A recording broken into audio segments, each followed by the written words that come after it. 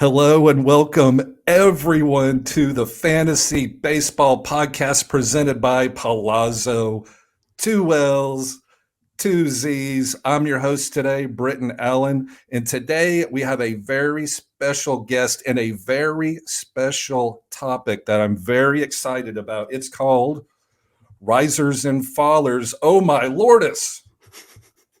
Of course, I'm referring to Lourdes Gurriel Jr., one of the hottest hitters in baseball. If he's on your team, you know exactly what I'm talking about. He has already hit 3 home runs, 12 RBIs, stolen a base. It's electric. His playing is like his hairdo. It's out of control. And I will admit, risers and fallers, oh my Lord, is probably one of the smartest topics I've ever come up with for the podcast, if I have to pat myself on the back. And who better to discuss risers and fallers in fantasy baseball than an actual fantasy baseball expert, someone who writes for Fantrax. No one wants me to write anything, but Fantrax pays this person to write fantasy baseball articles, including a new one that was published today, April the 3rd. It's Lauren Auerbach. I hope it's pronounced Auerbach. Welcome to the podcast. It is Auerbach. Thank you so much, Britton. That was a lovely intro. I'm very happy to be here. I don't know that I call myself an expert, but I definitely follow baseball and I'll analyze it a little bit. I'm a big fan and I like to write about it. And it's great to have an outlet like Fantrax to be able to write for. So, and it also provides me opportunities to come onto fun shows like the Pallazzo podcast. So I'm very happy to be here. Thank you for that plug. That intro was great. You are very welcome. And again, thank you for being here. Little do you know that we had to call Fantrax and talk to their attorneys and their corporate people in order to get it okayed for you to come on this podcast. Apparently, we're not on their list of approved podcasts. I'm kidding. Fantrax is great. It's like the fastest growing fantasy sports website on the internet. I myself have a dynasty league in Fantrax. It's 30 teams with 50 man rosters. I have players on my Fantrax dynasty team that haven't been born yet. That's how deep this sucker is. That is incredibly deep. Like how long have you been in that league for? About 3 years. I think we're on year 3, and I've got Bobby Witt Jr.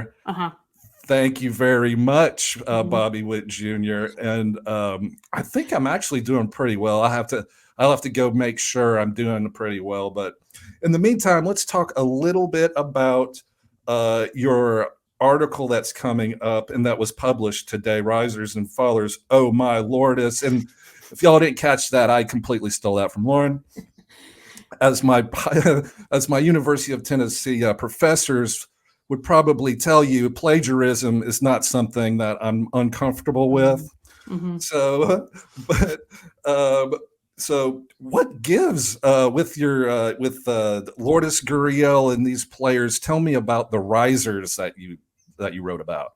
So in this risers and fallers piece that came out today, like you said, it's a series that I also wrote last year, and I really enjoyed doing it selfishly as a fantasy baseball player, because it helps me kind of keep track of things. But basically what I do is I kind of look through each week, look at, the players that are, performing well, other players that are performing not so well, and trying to dig into some of the numbers and look at why that is, and if it's sustainable, or if, as a fantasy manager, you should be concerned about certain things. And so for kind of this initial, I guess, write-up, it's less digging into numbers at this point because we're talking about small sample sizes. And I think that while it's important to, be aware of player performances, it's also like you don't want to completely overreact to some of this stuff. But some of the risers that I wrote about, one of them you mentioned, Lourdes Gurriel. Like I said, he's kind of been on fire. Although I did write this article, and now he's gone on an 0-for-9 streak. So that also happens as well. Streaks come and go. But yeah, Lourdes Gurriel, he's been great. the Diamondbacks have just been on fire. It also helped that they were going against the Rockies for their home opener, so that helps. But someone like an Oswaldo Cabrera, excuse me, he's, I think, been like a little bit of a mover shaker in kind of 15-team leagues. He was a big NFBC ad in this last. And a Yankee too, which immediately gets everybody excited. A Yankee, a Dodger, Cubs. A Yankee, a Dodger. I mean, that's the thing. I think though, like with Cabrera, is that I think he's better in kind of deeper formats, but he's someone who's going to be playing every day because he's taking up DJ LeMahieu's spot. And he's playing for a loaded Yankees lineup. So you're going to get, even though he's at the bottom of the lineup, you're going to get some, run production stuff from him. So he's good. And then I also, like to highlight Bryce Terang, who right now, he's tied with Jaron Duran for the most steals. He's 6 for 6 in steals so far, and he's just getting on base, and he is just running. And I think that he's interesting. I wanted to highlight him because he's someone that I think people have kind of mixed feelings about him. I mean, I think that I've heard some people, don't think that he will stay on the roster for the entire year. So I think it's very interesting. But right now, you can't ignore what he's doing. He's getting on base, and he's being very aggressive. And the Brewers are an aggressive team when it comes to stealing anyway. So that's stuff that you want to see. And, I also wrote about a pitcher. I wrote about Garrett Whitlock. There were a ton of pitchers you could choose from. But again, it's so early to write about, I think, pitchers because it's just generally one appearance at this point. But the Red Sox, rotation has just been lights out, and you could pick anyone from that rotation. Cutter Crawford, Tanner Houck, some of these back end starters for them have just been amazing so far. So I think that you want to be interested in that. So those are some of the guys that I highlighted in terms of the risers. And like I said, I love risers because if you're at a 10-team, redraft fastest button team, you churn and burn. Like Jorge Polanco has had a terrible start to the season. Don't hang on to him. He's going to turn it around. But in the meantime, in a shallower league, 10 or 12 redraft, like your opponents, the other managers, they're building stats. You're in a hole. Like you can't wait around for Jorge Polanco when you can go get Bryce Terang right now, sticking at second base. It's definitely important to understand, your league size, and because some of this stuff varies, and always try and kind of address that. And 100%. You'll never see someone like, I'm not going to write like, Mookie Betts. Mookie Betts is really on fire right now because it's pointless because we all know how great he is, and there's no way he's not sitting on the waiver wire. A player that rosters him is not going to trade Mookie Betts at this point, so it doesn't do anyone any good to write about players like that right now. You're exactly right, and I was looking at your fallers. Esteri Ruiz is a faller, dagger to my heart. Lauren, were you a Ruiz? Are you a Ruiz guy? Did you like Ruiz? I'm the president and fan club of Esteri Ruiz, and from the Oakland A's. Mm-hmm. Everybody does not like Esteri. Mm-hmm. He's a one-trick pony. Mm-hmm. I'm like, I don't care. He may be, that's true, but man, he's really good at that one category. Yep. And he was falling in drafts, so I like picking him up. But of course, he is a faller because he got sent down to AAA, which was complete BS. It was a little surprising, if you ask me. And I'm not an investigative reporter, but I've read some stuff on Twitter, which we all know is factually correct all the time. All the time. But there's some shenanigans going on with Oakland brass and the coach and a wristband. I was going to say, have you seen that conspiracy theory? I have, and frankly, I know it's a conspiracy theory, but would it surprise anyone to know that they're spiteful and petty old people in the organization? No, frankly, it would surprise me if there wouldn't. But anyway, he is definitely a faller because he will be in AAA, and it looks like he's going to be punished by the organization. Like they're just not maybe no conspiracy theory. Maybe it's just a simple old, we don't like you, you don't like us, go to the minors, Yeah. So it could be one of those deals. But yeah, poor Esteri Ruiz. I had know. high hopes for him. But another one on there, Tim Anderson. Mhm. I knew that dude wasn't going anywhere. Once you get punched in the face on national television and then have the little Tweety birds around your head in a circle. Look, I'm sorry, Mr. Anderson, but you're not just going to come back from that. I was going to say it's hard to come back from that. Yeah, that happened, and you've had a great career. You've made millions and millions of dollars, but it's kind of over at that point. Yeah. Remember when what was that guy's name? The Texas second baseman that clocked the Blue Jays guy. Oh yeah. I know. I can picture him. He played for Texas. He actually had a couple good years, like 30-30 type years. Kind of a little guy with. Anyway, but the what's his Batista, Jose Batista. Oh yeah. Got rocked by this dude. And his career was essentially, I don't know what it is about getting punched out by somebody else playing baseball, but it kind of sends you in a downward spiral. But what about Nico Horner? What's going on? I haven't noticed anything. What's up with Nico? So Nico Horner, I actually think, is the most interesting name on this Fallers list, because people may not have recognized that. The Cubs have played today. They'll be playing their 6th game, and 4 times out of those 6 games, they've been batting him 7th. And if you look at him. So it's like 4 times he's batted 7th and twice he's been leading off. And last year he exclusively either led off or hit from the 2 spot, right? And so he was always at the top of the lineup. And you saw that with, his final stat line, where he had 98 runs, 68 RBI, 43 steals. All of those were career highs. Yeah. Yep. And I think that if you were drafting him this draft season, you're drafting him for runs, steals, and batting average, right? And if he's going to be spending, even if the time's split between, the leadoff and the 7th hole, that's going to, significantly ding his run total. He's going to see less volume, less at bats. And it could also affect, I think, his stolen bases. Now, I think that, like I said earlier, it's important not to overreact to things, but it's also important to know that this is what, for whatever reason, Craig Counsell and the Cubs are putting him hitting him in 7th. I don't know why. And I think it's completely possible that he finds himself back up at the top of the lineup at some point this season. But if he doesn't, that's just something that you need to watch. And I think I didn't realize that that's what the Cubs were doing until I was going through some of the lineup stuff. And I think it will have a significant impact on his fantasy value if that continues.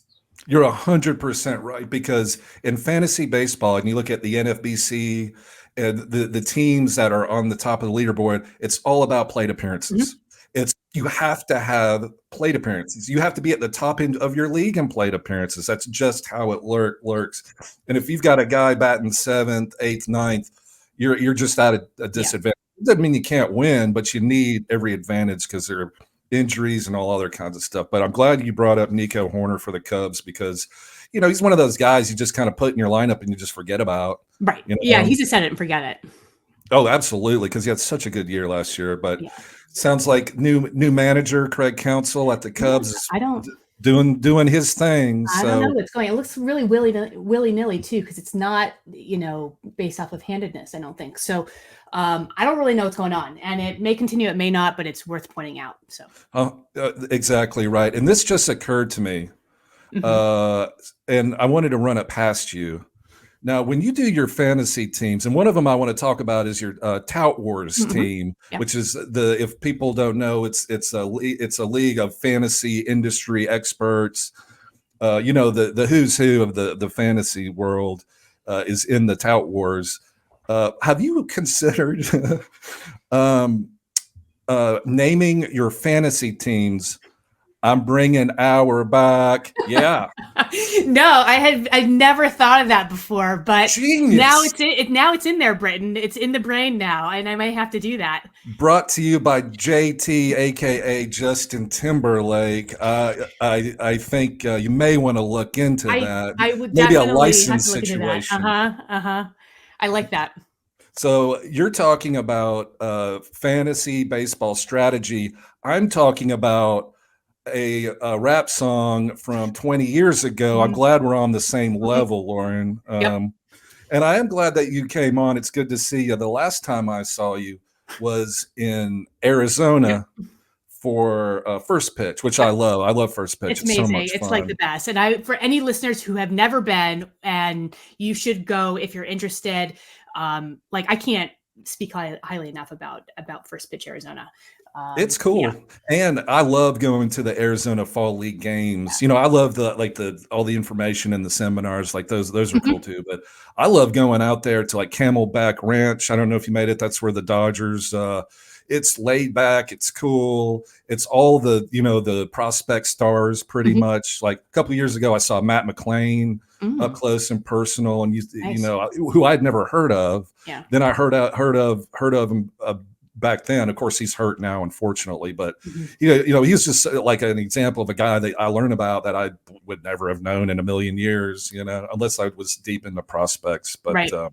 But you were nice enough to actually come to a live recording Mhm. of Palazzo podcast, and if uh, it was getting a little bit later in the evening, but as I recall, that podcast ended in some rather controversial Oh yeah. shenanigans. Is that with I, Justin Mason? that was Is- 100% with Justin Mason.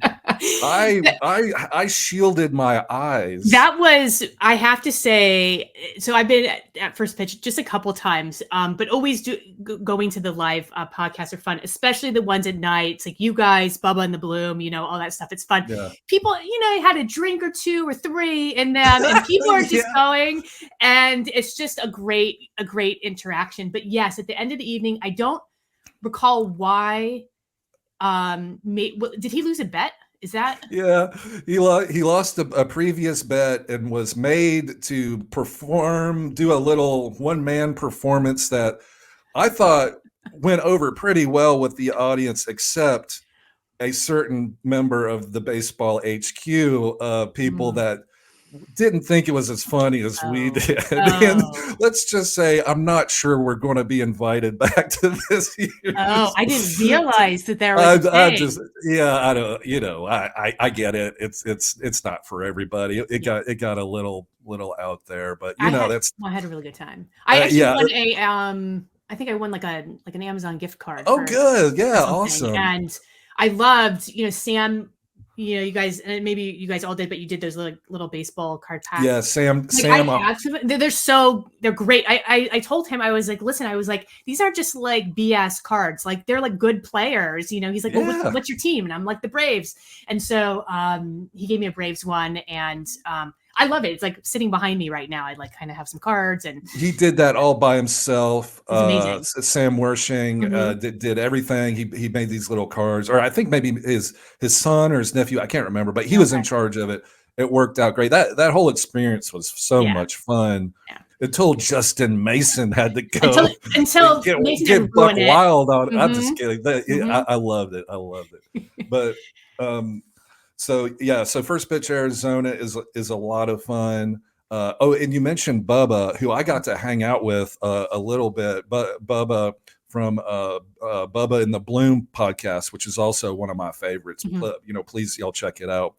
Bubba pumps out a lot of content. He's also a Oh, great yeah. guy. And he knows his stuff. I don't know how he sleeps anymore. I don't know what does he work? I don't know, He because does work. I don't know how he he does has like it. 3 podcasts a It's day. like, It's yeah, it's awesome. like from like last year. I was like, where aren't you these days? It's like on pods or writing or whatever. I'm just like, you're everywhere, man. I was like, it's great, it's amazing, and but yeah, It's he's a great. really good guy. I love Yeah, Bubba. really good guy. And Ryan Mhm. Bloomfield too, Oh yeah. his partner.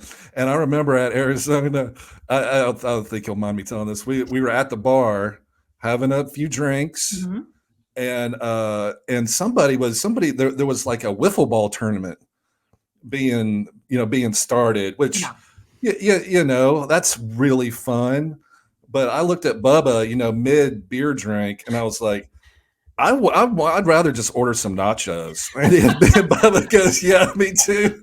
So people went out to go like exercise, get some fresh air, and me and Bubba are pounding these nachos, these grande nachos, drinking the beer, being like, yeah, I ain't going out there. I think someone get hurt. Actually, I unfortunately missed it. I did want to partake in that, and I completely forgot that it was going on. Oh, it looked like fun. I think someone slid or fell, and someone did something. I believe. I don't really. Hey, nothing good ever happens when playing sports. No, never. Not at my age anyway. No, nothing good's going to happen out there. Yeah. I forgot about that. That's funny. So, Lauren, I thank you so much for talking about your risers and your fallers. Yeah. And there's a little bit of news too. Some players are starting to take off.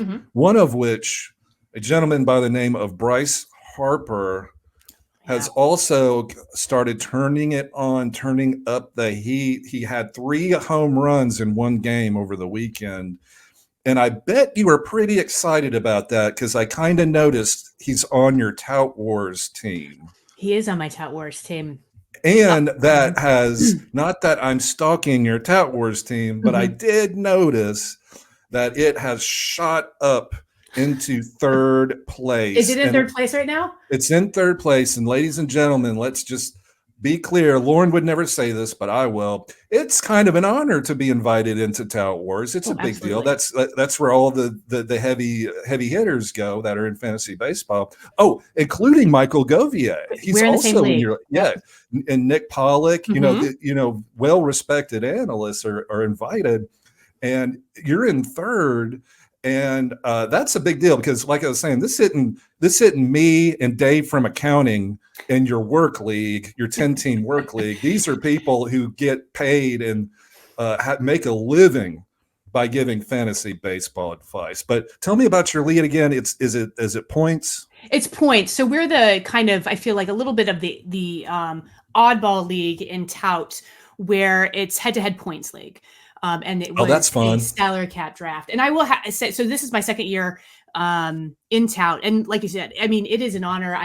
I was very surprised, like when I was asked. This funny thing was that I had read Fantasyland before, and I was in the middle of reading it again, and then I got a DM from Jeff Erickson, and I was like, what? So it's just, I mean, I'm just like over the moon that I'm a part of this. And I read Fantasyland too. And that's where, like, it's kind of a cool, it is a cool thing too, because don't y'all fly to New York and all hang out together and go out? So they hold 4 auctions. It's the last weekend before the season starts.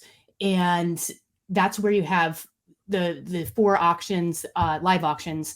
That's where that takes place. And then they have, other drafts that have, I think the draft and hold one starts like in February, but this is like the last hurrah for the touts. That's the live auction place. And then I think if you are just a tout member, if you want to go to New York, you can just hang out. Like they have one night where everyone just kind of hangs out. And it's a really fun time. And I'm in DC, so it's a really quick, we just took the train up and kind of made it like a 3-day weekend. And it's just really fun. And it's always kind of fun. It's just like at First Pitch where, I think the fantasy baseball community is really great. I think they're really friendly and welcoming. And it's just a great group of people that, I always say at the end of the day, we just like to kind of, I feel like you're kind of nerdy. You just like to talk baseball, hang out, shoot the shit. It's just like that's fun. And it's just fun to do it with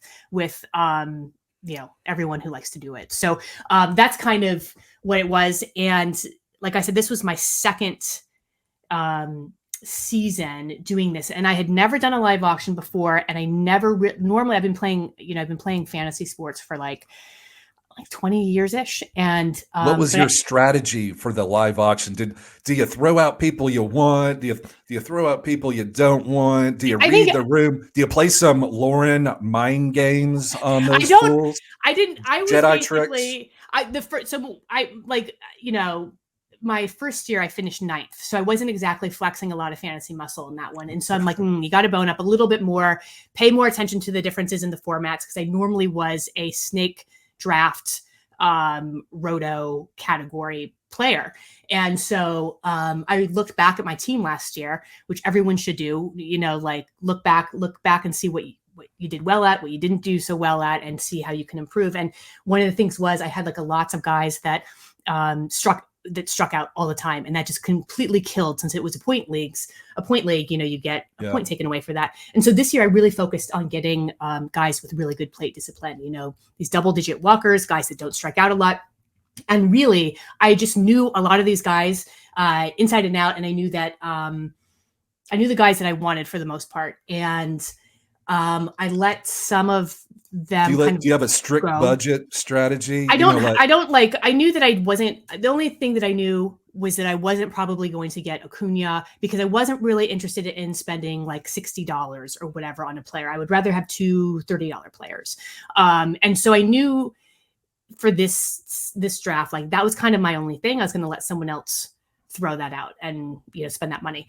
Not that Acuna is not like a good investment, but I wasn't really interested in doing that. And so I just wanted to get a bunch of guys that were really great in plate discipline. And the one guy, I mean, there were a couple guys like Kyle Tucker and Francisco Lindor. Like there were certain guys that I knew that I really wanted, but Lindor was the cheapest of the three. And so I really sat on Lindor, and he didn't get nominated for a while, and he came in. I got him for like $23, which was like below where I had him valued at. So I was very excited about that. Oh yeah, 30-30. Mm-hmm. So I was pleased about that. I was pleased that just kind of like the whole process, I came into it totally, less overwhelmed than I was last year. Last year, I just didn't really know what to expect. And, I was talking to Justin Mason actually before, and I was like, do you have any pointers? And he's like, it's going to go really fast. And you've got a lot of like good people in there. It's a sharp room, and they're going to kind of throw up high values. So don't get too caught up in that. Just try and stick to your strategy. So, so I did that, and I felt better this season than last season. So it's kind of like live and learn. Like I said, I'd never done an auction before. I'd never been in a points league before. And, but I'm like, ooh, like you have to, I feel like there's a lot of pressure because you feel like you want to do well, with this group, but it's a very sharp room, and it's a very sharp league in general. So just trying to do my best. And so I can't, if I'm in third, I can't complain about that right now, but it is a long season. And they may not be that nice to you anymore, Lauren, if you're beating most of those managers. Well, I don't I will say, like, I think it's great. Like, I'm in third place right now, but I know it's the first week. In the first week last year, I was first, and then it really went downhill from there. So I'm just like, let's just pump the brakes. So I was in first. It was like the third day, the third day of the year, a couple years ago, and I was in a Draft Champions NFBC league, and it's $150 league, 50 round draft and hold. And after 3 days, I was in first overall with that big overall prize. And the reason was so random was because I had Emilio Pagan, and in 2 days he randomly got 2 wins, as a mid reliever for some reason. Yeah, and it was just all a bunch of BS. But I took a screenshot of it because literally it's the third day of the season. But I knew it wasn't going to last for more than 24 hours, so I took a picture of it. And so it did not last. Yeah. Not only did I not finish first overall, I finished like 6th in my league, but for one shining second, I was in the lead. You have to take your wins where you get them, and it's like, even if it's just that first week, like, I don't care, take it. It's hilarious too, because I remember I went walking or exercising that morning, and I was like, God, what am I going to do with my 50 grand? You're already like mentally spending it. That's so stupid. It was the third day. Oh man. It's like funny. It's like, have you ever seen like this like emoji? It's like just walking along, whistling, like, it's just like, oh, well, what am I gonna do? It's like my 50 G's. Yeah. So that's fun. So you've got Bryce Harper on that team. Yeah, I should pull it. I know you've got Lauren. Forgive my ignorance. I say Lourdes. I don't I say know if that too. I think I that's don't know right. if the Yeah. S is you're supposed to. It could be I think it's Loris. Lauren. Loris Guriel. Is Yeah. it? Yeah. And I should know that because I titled this podcast. My original title should, I should know more about it. But so you've got Guriel, you've Mhm. got Harper. So were those guys main targets, or did you just kind of fall? No, like They I fall like to you.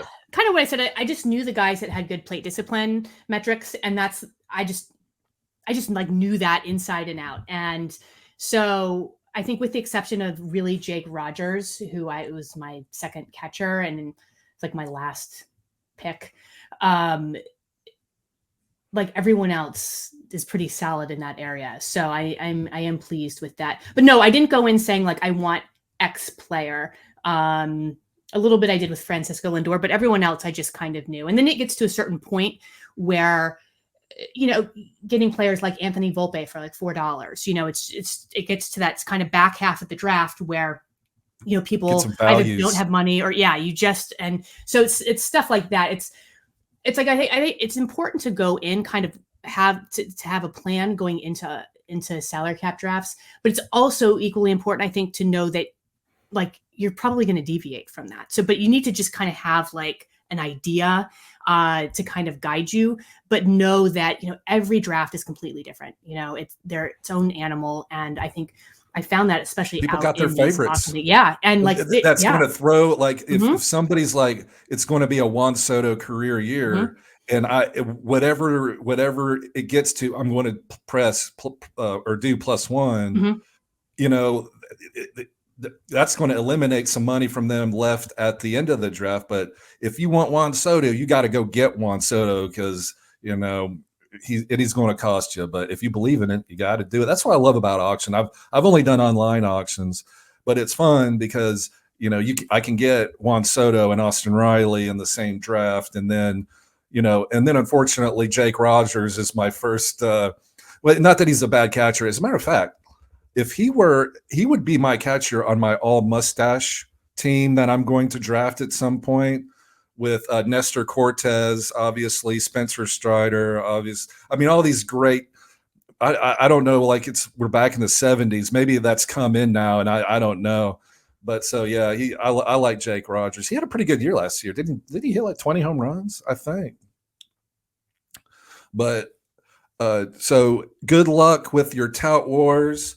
Shout out Michael Govier's in there too, and friend of the show Nick Pollock from Pitcher List is also in there. I've met Nick out too. Couldn't be a nicer guy, cooler guy. So good luck. Not that you need it, but luck. Hey, look, don't turn down luck. It's a general rule, But let's talk about a little bit more news stuff. I guess you should put news at the beginning of the podcast. That would make more sense. But this is the Pallazzo podcast. We're not here to make sense.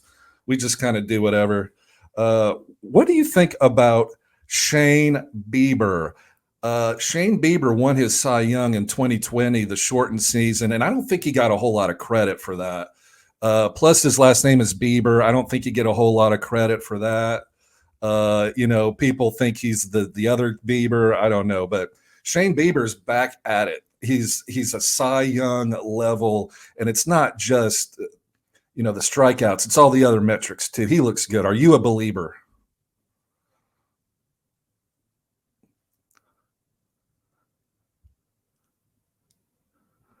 I think you're on mute. Oh, hello. Am I on? It's okay. For a second, I was like, "Oh darn, Lauren hates Shane Bieber."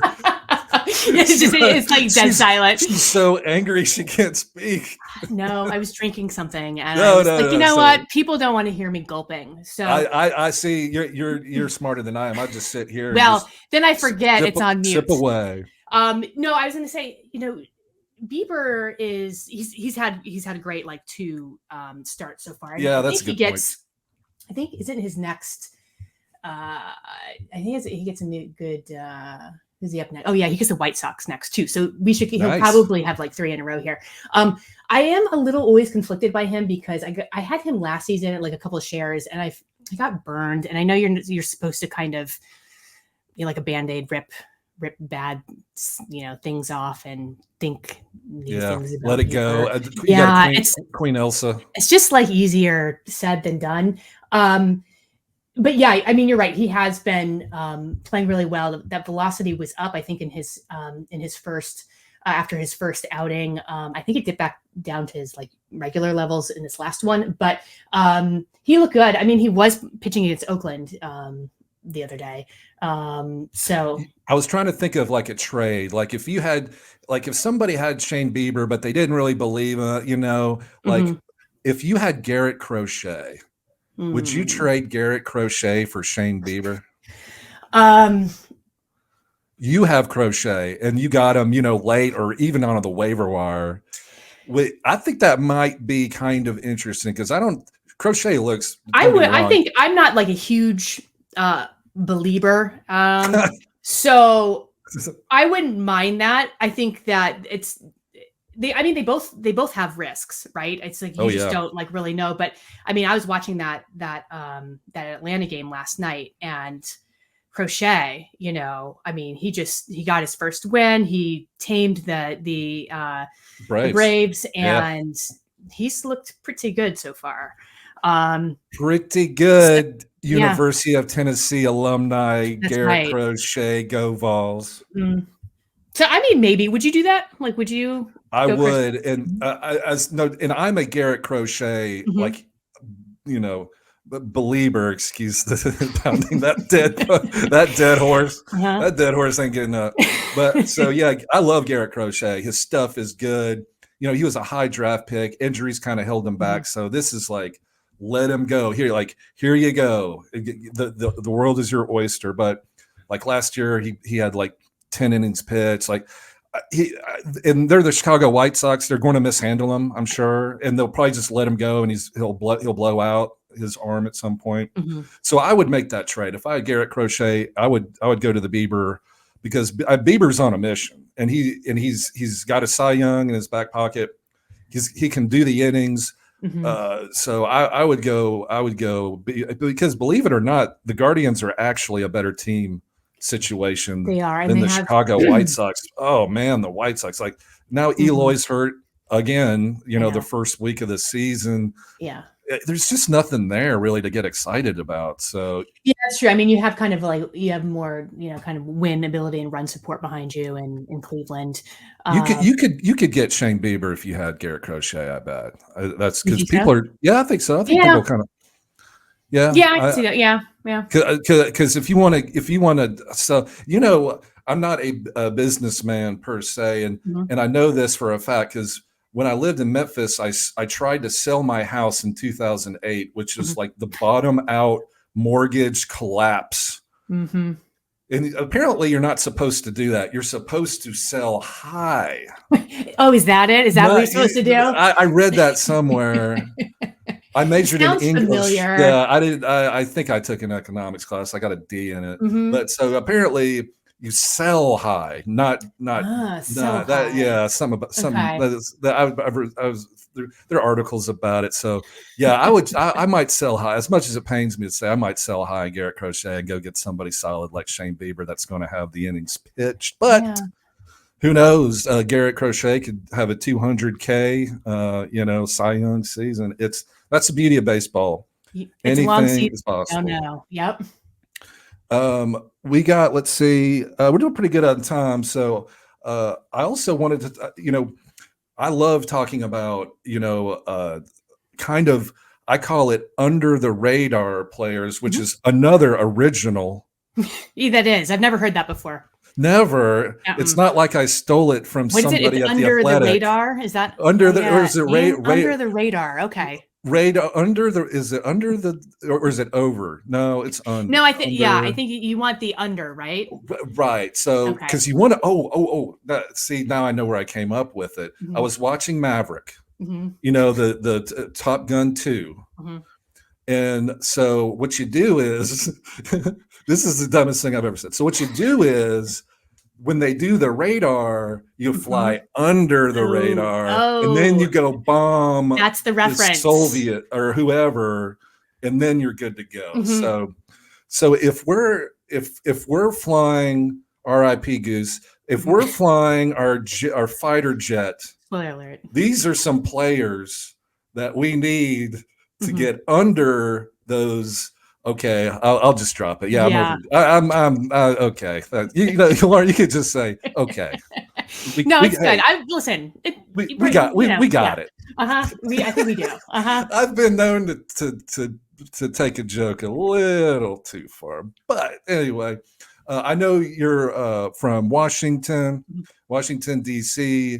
I'm going to assume you're a Nationals fan, and so I wanted to ask you specifically about Trey Lipscomb, Mhm. who is replaced the injured Nick Senzel, and the Senzel and Lipscomb, University of Tennessee. Oh, I see. I see where this is going. So I wanted to ask you, give us some of your insider secret information out there in DC about Trey Lipscomb. He plays third base every day for the Nationals. He does. I think he took over Nick Senzel, who I believe what did he break his wrist just like moments before, Yeah, or his the thumb or thumb. something, Yeah. moments before the season began. Like I was like, what? Like this is just No, seriously. If I were him, I'd need to go to counseling. I'm not even kidding. Like this like isn't you're this fair. close. You're this Something's close to the start of the season. You sign this year contract with the Nationals. You're You're like, guaranteed yeah, full-time plate appearances. It's a fresh he's start. like, You're this is still going to be the young. year,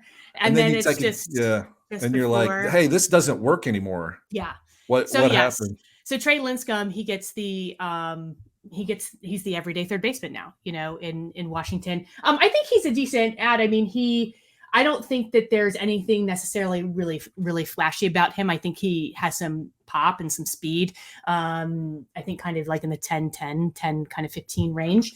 And I think that he's fine. I think if you are, especially like in a deeper league, I think it's a playing time play, and I think that that's what you'll get with Lincecum. And so I think that he can make for a solid CI spot in 15-team leagues and deeper. That's what I would use him for. Well, what I like to do is, and I know most people don't have the time to do this, but what I do is I scout every single prospect, and then I put it in a notebook that I make, and I'll just read you a little part of my notebook that I made. And here it says Trey Lipscomb is versatile. Oh, okay. Has a whippy swing, a plus runner with solid range, and it looks like he'll be. Whoops! I'm reading from Shay and Lynn's blurb, not Trey Lipscomb. They're right next door to something up? Hey, how did you? What? How did this happen? How did you get my notebook? It's like movie magic. I don't know. It's like it just came through the screen. I know. All right. But I like the term I whippy. expect a $20 swing, Venmo in the very, very near future, or you will be hearing from my copyright attorneys. I do like that term, the whippy swing. Oh man, that's what I love. I've never heard that before. I like it. Of course. Well, I'm kidding. I'm reading from the Baseball HQ minor league analysis, and basically it says that he's a super utility player, kind of like Ezekiel Duran. Like he's going to have some power, he's going to have some speed, and he's I mean, everybody that gets to the major leagues deserves it. I mean, so but because of injury now he's full time. Right. So he's definitely one, like his third base corner. It's not all that great. I think that's kind of one of the weaker positions. Like if you've got Ty France, I mean, okay, it's okay. I mean, that's fine, but right. I mean, we're not like Rowdy Talese. I'm like, yeah. I don't dislike my life enough to put Rowdy Talese at the corner spot. I don't care if he hits 50 home runs. I'm tired. You're done. You're done with him. He needs. I don't know. He's somewhere. Yeah. But yeah, so Trey Lipscomb for the next. I think that's fair. Like I said, I think that he's best for kind of deeper leagues. You get that playing time. Stick him in the corner slot. See where it That's goes. Yeah, I mean, he could have a good solid month or two, Mhm. and then he'll hit the wall, I mean, I and think then that. Oh yeah, go on. no, this is all redraft stuff. Obviously, I Yeah. mean, on deeper leagues, you're not doing crazy shenanigans for Trey Lipscomb. But I No. don't know. When I first started playing fantasy, I started with it was a 10-team league on ESPN, hmm and it was fastest finger, you could drop ad day, noon, night, Yeah. whatever. Yeah. There's no waiting period. So I would wake up every morning and look at the box scores, and that in a 10-team league like that, churn and burn is the name of the game. Oh, And absolutely. it was roto too. I loved it. So he's kind of one of those players from in a league like that. Yeah. But it's No, kind of fun. I It's think fun to so. talk about these players Yeah, anyway. and I think that it is worth. I was like, he's got some fun, got some speed, whatever. I mean, he has hit in like all three of his games. He's got a couple multi-hit games, a homer and a stolen base already. So I mean, that's good, right? I mean, What? Yeah, I, he's filling up the stat sheet. I mean, I mean, that's what you got. I guess in that limited plate appearances, he's got 455, 500, 727 slash line. So not too shabby, right? Not bad for a guy you Not too get off shabby. the waiver wire. Mhm. I'd rather have him than Jose Abreu. Don't even get me started about Jose Abreu. Just like Tennessee, where I live, uh-huh. is a sport. They've allowed sports wagering, like Oh yeah. MGM on your phone. And man, I love betting on the Astros. But every time like I have the Astros and I see Jose Abreu come to bat, I get mad. And I'm like, well, there's an out at least. If there's Well, a runner on first, it's going to be 2 outs. Are you just like, no, he's done. I don't want to see him anymore. Like, get Sucks. off my television screen. I know he had like a good second half last year. He I get did, all that. yeah. I think the main reason, and we've joked about this before on the show, Michael Govier and Mike VA, is that the manager, oh gosh, what's his name? Dusty Baker, last year would bat Jose Abreu ahead of Kyle Tucker. It Yeah, no, I drove know. me bananas, and that's Yeah, no fault of Jose Abreu, but I hold it against him. yeah. As if he made the lineup, he didn't. Sorry, Jose. Life's not fair Yeah. sometimes, but okay. So, end of Jose Abreu rant. Man, he didn't deserve that. He What did did not Jose do? deserve that. He But didn't it's do it's anything. really dusty, you know? Oh gosh, yeah. So Trey Lipscomb is kind of one of the guys I like under the radar. Mhm. Um, I don't know if Jose Siri is under the radar anymore. I love him. I think he's awesome. He's an outfielder for the Tampa Bay Rays. Mhm. Power, speed. He's 2020 last year.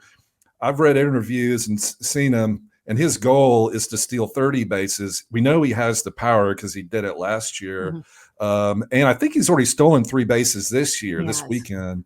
Yeah. So, he's backing up what he says. And I love watching him play. This is Jose Siri for the Tampa Bay Rays, outfielder, because he plays good defense. And as we say on Pallazzo, managers love that S. So he plays good defense. Mhm. He's got a goal. And watching him play, he's got a little bit of that Ronald Acuna, Mm. fire. Like Mhm. my favorite player in the league is Ronald Acuna. That's Mhm. like saying my favorite team is the Yankees. Right. But man, he plays with his passion. Like I love it. Like he's like you have Anthony Rendon on one end of the spectrum, and then you got Ronald Acuna on the other end. Uh-huh. So that's what Jose Siri has. What do you think about Jose? I do think it's interesting. Like you said, last year he's like, I'm going to work on my power. And he had a career high 25 home runs, right? This year, he's Yep. like, I'm going to work on my speed. I want to steal like 30 bases. And also, Kevin Cash was saying in this offseason that, the Rays, were really going to work on being more aggressive on the base paths. So like, that's something that as a team, they were going to try and do. And so I think that's interesting with all of the Rays players in general. My thing with Siri is that he hasn't had a strikeout rate lower than 33%, and he makes no contact. And you can't steal those bases if you don't get on base. Mm-hmm. So I don't know right now, limited plate appearances, 24 plate appearances. He's got a 333 OBP, which is just above league average. But that's his downfall. He has a career 275 OBP. And I think that was the problem with him in Houston. It's just he lost playing time because, yes, he can be speedy, but he needs to get on base. And so if he can get on base, that's fine. But in general, I'm not really a big fan of players that have really significant contact issues. That's the Achilles heel. As it really kind of caps your game a little bit. But if he can't, it's that the other thing to say is that, listen, everyone can improve and work on these. He knows this is an issue. He's with a really good organization. And if he can do that, then if Siri can get on base more, then yeah, I think that, he'd be like 2020. I think he said he was 2020. He did only steal 12 bases last year. Oh, I'm sorry. Okay. But yeah. All right. Yeah. Jose Siri. I also think it's funny because my youngest daughter, she thinks it's hilarious to grab my phone and go, "Hey Siri, why you poop your pants?" And so every time I see Jose Siri, I think about, "Hey Siri, why you poop your pants?" Which is real mature. What does Siri say in response? Is there that stock, like, I don't know what you're asking. Oh, right. Okay. But it's funny to me. But okay, one other player, and I know we're running up on an hour here, but one other player that I'm fascinated by, especially like in a points league on maybe you can stick this player at an RP slot if you're in a points league. Jose Soriano for the Los Angeles Angels is a reliever a long reliever. Maybe I would assume he's going to be getting starts at some point this year, but he made the team as a reliever. And I know about him because I was watching the Baltimore Orioles play the Angels. I don't know if you remember, that was the Baltimore Orioles, their first 3 games were against the Angels. And I was watching the Baltimore Orioles because I've got a bunch of their players, Jordan Westberg and all that fun stuff, and Adley Rutschman. I drafted Adley Rutschman in a ton of leagues. I love Adley Rutschman. Anyway, so I'm watching, and Jose Soriano for the Angels came on and was hitting 100, like sitting 100, just with the filthy, crazy, nasty stuff. Yeah. And I know, relievers tend to do that, but he did 3 innings. And I was just like, holy smokes, who is this guy? Because I'd never heard of him. So, I guess, in a points league, obviously you want 2-start pitchers. But if you got a guy like this that can kind of even out, I think he's going to get some wins. I think he's going to start at some point. So I love, and also too, like if you have Aaron, like on a traditional roto league, if you have Aaron Nola, your ERA sucks, because it's just one of those years where he's going to have high strikeouts, high wins, but his ERA is just going to be over 4. And that's just the way it is. Right. So if you have a situation like that, think about matching Jose Soriano with the Angels to even out that ERA, add an extra 3 innings of 0-0-0 to Nola's line, and all of a sudden you're so I guess he's kind of like a whip ERA equalizer. But yeah, what do you think? Did you take a look at Jose Soriano? I would say I actually don't know a ton about Soriano, but I was kind of just looking at him while you were. You think I made him up? No, I know I was aware. You have that look like, huh? Like, no, I was April aware. Fools. I was aware, but I hadn't realized. So you think? I was looking at, to your point of that you think that he can come in and be like a starter. I assume if like one of the Angels pitchers blows up or an injury. Oh yeah, Griffin Canning. I mean, I know. Yeah, he did. I think he had like 170 innings last year, but he's coming off an injury. I mean, from a few years ago. I think he's, if sometimes it's better to have some of these kind of stealth relievers that can give you good kind of like ratio stabilizers and that sort of thing. Those guys are, I think, more valuable than if you're trying to say you get like a closer that's really not that good who can kind of bloat your ratios. And so I think that right now, I think that that's good. I think also, I mean, he could find himself as the closer if Estevez goes down, right? I mean, I think everyone was 100, yeah, yeah. I 100%. mean, That's everyone was all. like, That's oh, when like your Tyler stuff Stevenson is or whatever. when your stuff is that good, they'll find a way. Mhm. And I know it's the Angels, I get that, but they actually kind of they kind of perked up after the Baltimore thing. But so I like him. And what I also like to do in some redraft leagues is all my bench spots are my starting pitchers. Like I don't Mhm. have any hitters Mhm. on a Fantrax league, 12 team redraft. All the bench spots are my starters. Mhm. And then all my active pitcher spots are all relievers and closers. Hmm. And so I switch them out, but I leave those relievers in, to get all Yeah. the good stuff. And I think he's one of those guys if you're into that type of strategy. Yeah, Hey, I think so I can carry see on. that. And like I said, I mean, I think that he can, especially when you had Tyler Stevenson went down, and I think that if Estevez, we all started this in draft season. It's like, oh, like Estevez is not going to make it through the whole season. So, I think that Soriano could come in and maybe usurp that role at some point. Let's play a game here. Mhm. Let's name the Los Angeles Angels 5 starting pitchers. I think we named a couple of them. All So, right. All right. How many you got there, Lauren? well, so you've got Seth, right? I never would have got him, but yes. Okay. Reed Detmers, Oh, he looked great. right? Canning. Canning. Well, you got this. You're nailing Wait a it. minute. But that's not like who's their like frontline starter? I'll give you a hint. Yeah. He's a lefty that got blown up opening day, which it is the Orioles in his defense.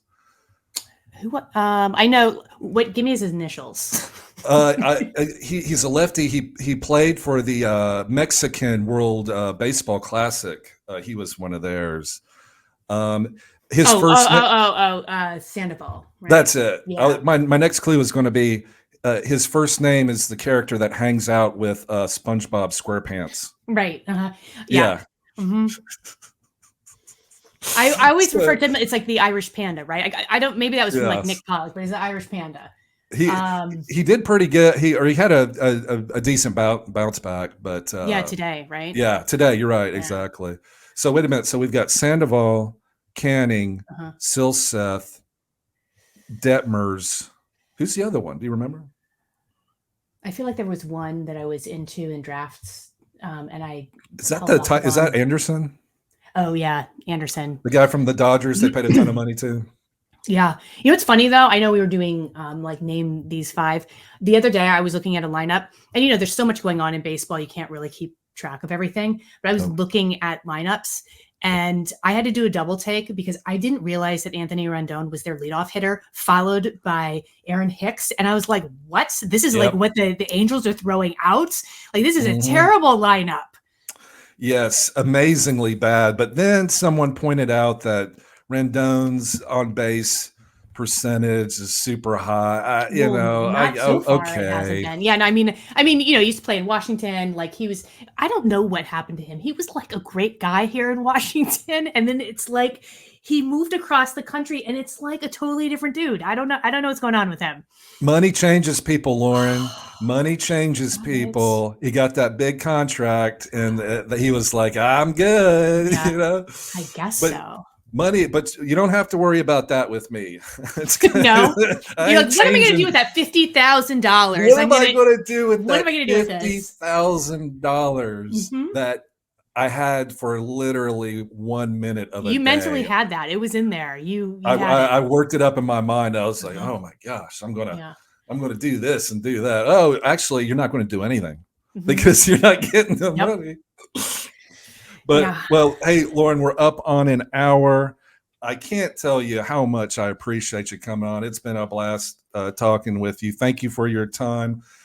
Please follow Lauren. Is it just your name? What's your X? It's just LK Auerbach. So it's I always have tricky last name, but it's like AUERBACH. So check out Lauren Auerbach. Also check out her article on Fantrax. It's live. It's up and running. Risers and fallers. oh my lordess, I guess we're just going to let her take that from me because I'm so nice. Lauren, is there anything else you can plug? No, I mean, you can find me over at Fantrax. Like you said, I do that kind of weekly risers and fallers. I'm trying to be better about being on Twitter, and you can find me at LK Auerbach. But that's generally where you can get me. So really appreciate it. All right, so I'm no Michael Govier, obviously, but what I think I do now is I press the end recording button. Okay. Wait a minute. No, that sounds right. Wait. I didn't press the recording button. My understanding is if you press it, like. Well, no, like I forgot to press it. You forgot to press record. I don't think we recorded that. That's I'm just kidding. We recorded it. April Fools. All right, I'm actually going to press it. Hey, hang on one second, and thanks again. Thank you for having me. Thank you, listeners, for listening to the. Thank you, listeners. I was like, what am I doing? I'm rambling. Okay, thank you. We'll be back next week.